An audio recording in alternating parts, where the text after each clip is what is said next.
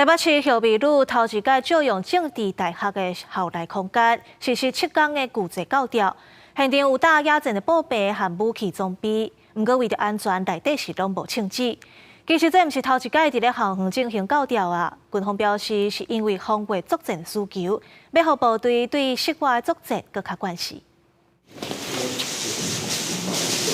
身躯顶的物件互真少安检，再搁甲手机放入去市机场内底，接到教调令的后备军人陆续报到，开始7天的训练。不过地点引发关注，因为这是军方头一届租用台北市政治大学校园部分空间。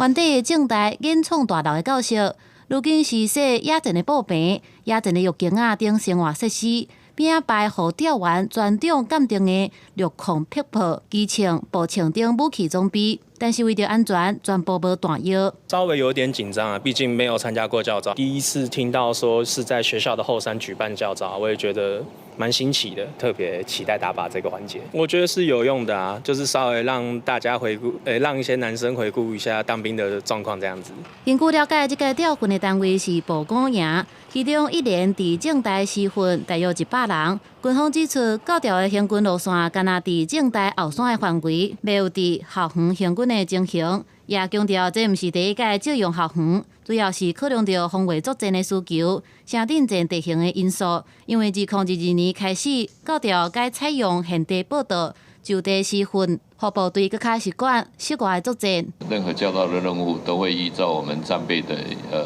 一个需求来考量这个